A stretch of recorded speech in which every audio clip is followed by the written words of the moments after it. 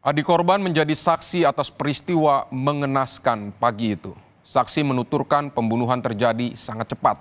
Pelaku menyerang korban dengan tiba-tiba. Kaget, saksi lantas meminta pertolongan kepada warga sekitar. Jurnalis Kompas TV Renata Panggalo menelusurinya untuk Anda.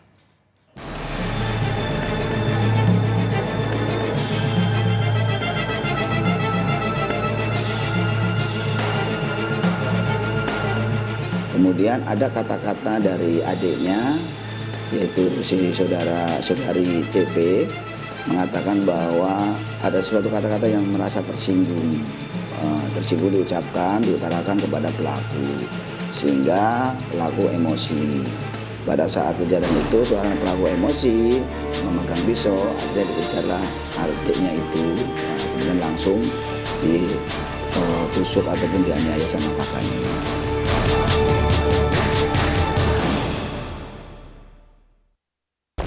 Saudara, seorang kakak di Kabupaten Bekasi tega menghabisi nyawa sang adik lantaran tersinggung akibat ucapan yang diucapkan oleh sang adik.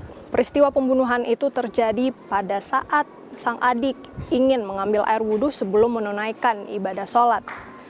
Naas nyawa sang adik sudah tak tertolong dan meninggal dalam perjalanan menuju rumah sakit. Di lingkungan RT 01 RW 01 ini merupakan tempat tinggal dari pelaku dan juga korban. Saya ingin mencoba untuk menelusuri dan mengunjungi rumah tempat kejadian perkara. Tetap ikuti gelar perkara.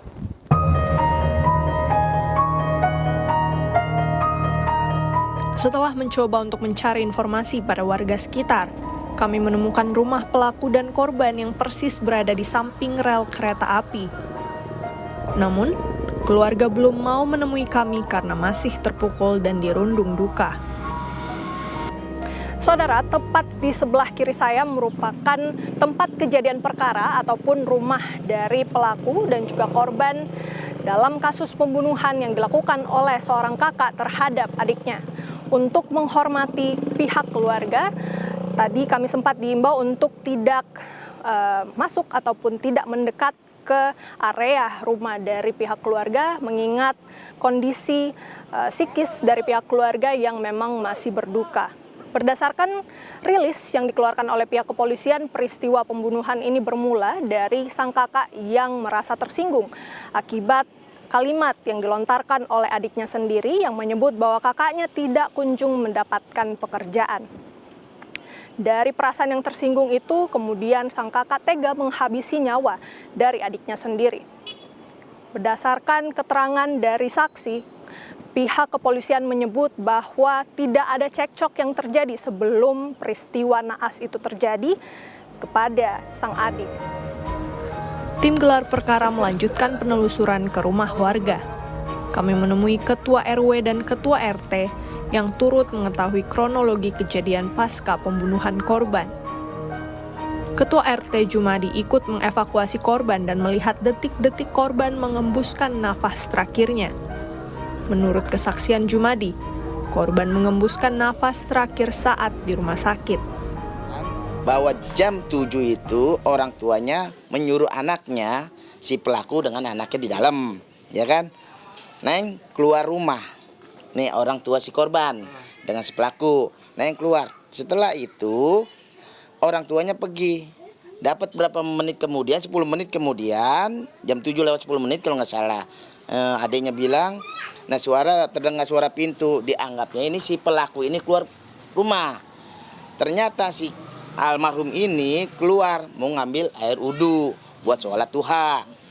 Dapat 5 menit kemudian suaralah teriakan si korban, ya kan, nyebut bapak. Nah si adenya yang di dalam ini adenya si korban ini kaget, spontan, langsung telepon saya. Disitulah baru rame minta tolong gitu. Waktu itu masih bernyawa, kita bawa ke rumah sakit. Ya setelah kita sama perawat kita buka semua ya badannya, maaf walaupun kita kurang sopan, namanya perempuan non laki. Kita buka, akhirnya ada bisikan si almarhum ini terakhir nyebut, bang, aduh udah itu terakhir. Awalnya beredar informasi simpang siur terkait motif pembunuhan dari pelaku. Menurut Jumadi, pelaku sempat menyebut dendam terhadap orang tuanya Namun keterangan pelaku berubah saat reka ulang adegan. Kalau menurut dari si pelaku awal cerita, ini di Polsek pun awal cerita dia dendam dengan orang tuanya. Oh, jadi dari orang Ini kalau bukan kita baca tapi dia mengatakan begitu. Dendamnya dengan orang tuanya. Tapi nah kenapa dia di BAP itu kita sudah di BAP. Nah kemarin ada reka ulang, ya kan, reka adegan ulang. Kenapa itu si pelaku mengatakan ada dendam dengan adiknya? Sebagai tetangga, Jumadi melihat pelaku memang jarang terlihat keluar rumah. Namun, tidak ada tanda-tanda adanya gangguan kejiwaan.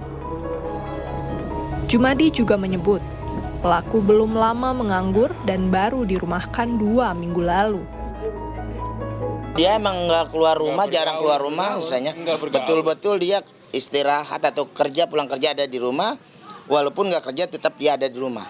Sudah lama di PHK atau gimana? Enggak, emang kebetulan dia dirumahkan baru 2 minggu, gitu, baru 2 minggu dirumahkan. Itu yang saya tahu karena emang tetangga itu aja. Makanya kan orang berasumsi kan katanya gila inilah itu. Nah, tapi itu nyatanya real di kepolisian itu tidak gila. Bang, hanya waktu kejadian melaksanakan dia tugas dia istilahnya membunuh, ya kan, mungkin trauma di situ aja 1 hari. Setelah 1 hari normal biasa, tanya jawab normal. Makanya dikatakan nama polisi itu real, tidak ada gangguan jiwa. Setelah meninjau tempat kejadian perkara, tim gelar perkara melanjutkan perjalanan ke Polsek Cikarang. Di sana, kami bertemu dengan Kompol Samsono selaku Kapolsek Cikarang. Kompol Samsono menceritakan peristiwa pembunuhan yang dilakukan pelaku terhadap korban. Berdasarkan penyelidikan polisi, Kompol Samsono menyebut belum ditemukan adanya motif dendam dari pelaku terhadap orang tua. Bahwa kejadian adanya sebuah peristiwa kakak membunuh adiknya itu terjadi pada hari Kamis tanggal 19 Oktober kurang lebih pukul 07.00 WIB. Awal mula kejadiannya sebetulnya pada saat si pelaku itu dia pagi hari memang sedang makan buah jambu, buah batu, duduk di ruangan. Kemudian ada kata-kata dari adiknya yaitu si saudari TP mengatakan bahwa ada suatu kata-kata yang merasa tersinggung diutarakan kepada pelaku sehingga pelaku emosi. Pada saat kejadian itu seorang pelaku emosi memegang pisau, akhirnya dikejarlah adiknya itu, kemudian langsung ditusuk ataupun dianiaya sama kakaknya ini. Kalau menurut pengakuan dari pelaku, kata-kata lo cuma bisanya makan tidur doang, coba sana cari kerja, itu malu sudah gede. Itu aja yang disampaikan oleh si korban kepada kakaknya dan disampaikan beberapa kali sehingga kakaknya emosi. Kebetulan adiknya yang tidur itu mendengar suara kakaknya minta tolong. Sehingga kemudian adiknya bangun menolong kakaknya, namun adiknya juga ditusuk juga sama oleh si pelaku, namun dapat menghindar sehingga adiknya lari sambil minta tolong. Dan kebetulan orang tua korban itu ada di depan juga, sehingga orang tua korban itu masuk dan menolong si korban itu. Sepanjang kami lakukan penyelidikan, sepanjang saksi yang kami periksa, kami belum menemukan ada dendam. Cuman memang karena korban ini kan jarang pulang. Ya, pulang itu kadang seminggu 2 kali, sehingga mungkin adiknya yang melihat cuman pulang hanya makan dan tidur, menyuruh kerja, itu aja. Kalau untuk hal-hal yang lain ada dendam itu kami belum menemukan ke arah sana. Jadi memang murni karena kesal saat ya, sampai saat ini proses penyelidikan dan penyidikannya ke arah sana. Polisi juga tidak menemukan unsur perencanaan dalam kasus ini, meskipun pelaku sempat menutup pintu sebelum melakukan aksi jahatnya. Menurut polisi, tindakan pelaku yang menganiaya korban adalah aksi spontan setelah emosi dengan ucapan korban. Memang itu langsung dikunci pintu ruang tengah. Tetapi memang dia tidak ada unsur perencanaan yang kami dalami. Memang unsur memang murni karena sesaat, karena adiknya ini berulang kali mengatakan demikian. Pada saat itu sempat cekcok Pak antara pelaku dan korban? Tidak ada sempat cekcok. Tidak ada sempat cekcok karena spontanitas, adiknya sering mengatakan seperti itu sehingga emosi. Polisi masih melakukan pemeriksaan psikologis terhadap pelaku untuk melihat apakah pelaku memiliki gangguan kejiwaan. Kompol Samsono menyebut pihaknya akan merujuk pelaku ke rumah sakit untuk dilakukan observasi atau bimbingan psikologis. Kalau latar belakangnya memang pelaku ini kan kerjanya hanya serabutan saja. Jadi apa yang ada yang dikerjakan. Cuma memang menurut keterangan dari yang kami dalamin, memang pelaku ini jarang di rumah, ya kan, jarang di rumah sehingga hubungannya mungkin hanya seminggu 2 kali datang ke rumah. Sepanjang melakukan pendalaman terhadap pelaku, apakah ditemukan indikasi gangguan jiwa atau mungkin pribadinya yang seperti apa? Ya, sampai saat ini kami belum menemukan itu karena kami juga minta kepada keluarga apakah ada riwayat dari si pelaku ini tentang riwayat mungkin gangguan jiwa atau riwayat penyakit lain. Sampai saat ini tidak ada. Ya, kami nanti juga kami lakukan dulu pemeriksaan. Sampai saat ini dari pelaku itu masih sadar dan masih bisa meminta keterangan. Dilakukan oleh siapa Pak untuk psikologisnya? Kalau psikologis nanti kami akan koordinasi dengan ahlinya. Yang biasa kami lakukan nanti kami rujuk ke Rumah Sakit Kramat Jati untuk dilakukan observasi atau bimbingan secara psikologis. Saudara, meskipun polisi telah mengungkap kasus secara resmi pada tanggal 25 Oktober lalu, namun masih ada informasi simpang siur di masyarakat terkait dengan motif pembunuhan yang melatar belakangi tindakan keji seorang kakak yang tega membunuh adiknya sendiri.